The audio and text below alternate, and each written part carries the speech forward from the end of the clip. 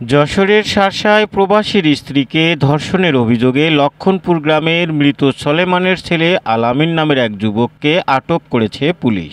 রোববার তাকে আদালতে সোপর্দ করা হলে বিচারক তাকে কারাগারে পাঠানোর নির্দেশ দেন। যশোরে বাংলাদেশ মোটর পার্টস ও টায়ার টিউব ব্যবসায়ী সমিতি যশোর সার্কেলের উদ্যোগে এক ইফতার মাহফিল অনুষ্ঠিত হয়েছে। অনুষ্ঠানে প্রধান অতিথি হিসেবে উপস্থিত ছিলেন বিএনপির খুলনা বিভাগীয় ভারপ্রাপ্ত সাংগঠনিক সম্পাদক অনিন্দু ইসলাম অমিত।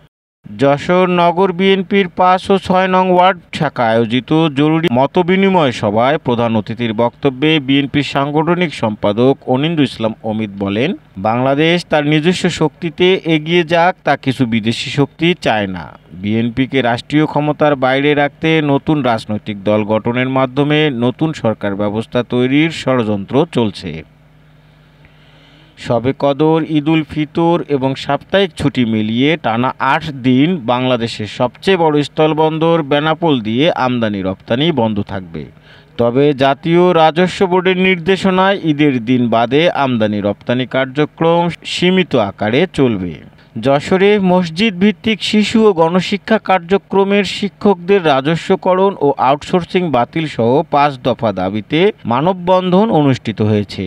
এ সময় শিক্ষক নেতারা দ্রুত তাদের দাবি মেনে নেওয়ার আহ্বান জানান। যশোরে প্রতারণার মাধ্যমে ৬ লাখ টাকা হাতিয়ে নেওয়ার অভিযোগে আব্দুল হালিম নামের এক যুবককে আটক করেছে সাইবার ক্রাইম ইনভেস্টিগেশন টিম।